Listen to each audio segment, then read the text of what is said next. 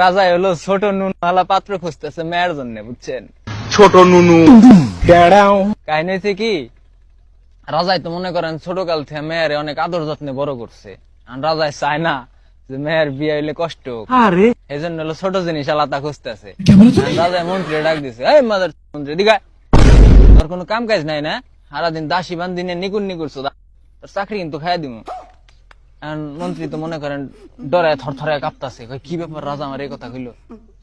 রাজা কইতাছে মন্ত্রী রে, আজকে এই রাজ্যে খবর লাগাবি কার নুন চাইতে ছোট, হের লগে আমার মেয়ে বিয়ে দিব। মন্ত্রী তো মনে করেন দায়িত্বটা পায়ে একেবারে লাগে গেছে গা। যাইতাছে রাস্তা দিয়া, মানে খালের পাশ দিয়া যাইতাছে, শীতের দিন, বুঝছেন? দেখে এক টুইন্ডে খালের মধ্যে মনে করেন ন্যাংটায় নাইমে মাছ ধরতেছে। বলেন কি? এখন শীতের দিন তো এই টুইন্ডা টুনটুনি হইলো মনে করেন শীতের শোধনে তলপেটে উঠে রয়েছে। এখন মন্ত্রী তো কয় পাইছি হালারে, এইটাই তো আমার লাগবো, এতটুক। এখন হালারে ধরে নিয়েছি, আনার পরে রাজাই তো দেহা চেকমেক করে রাজার পছন্দ হয়ে গেছে গা, বিয়ে শাদী কমপ্লিট। এখন রাজা এবার আর এক পুংটা বাসর ঘরে মনে করেন মেয়ের জামাই যখন যাইবো, ঠিক আছে, ওই হালাই করছে কি বাসর ঘরের টিনের মধ্যে এলো ছেত্রি করছে, দেখবো রাইতে কি হয়। এখন গেছে বাসর ঘরে, যাওয়ার পরে টুইনটা যখন মনে করেন জামা কাপড় সব খুলছে, দেখায় কি এক হাত।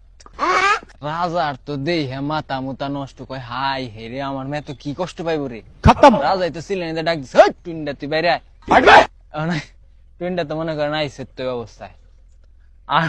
আর পরে রাজাই করছে কি টুইনটা টুনটুনিতে একটা লাল ফিতা বেঁধে দিছে মাথায়, বান্ধা বান্ধা দিয়া কইতেছে, কয় যে মাথায় ফিতা বেঁধে দিলাম লাল ফিতা, ঠিক আছে, এতটুকু দিবি, এর বেশি যদি দেশ তাহলে তোর খবর আছে, তোর মনে করে একেবারে কঠিন লেভেলের একটা শাস্তি হবো।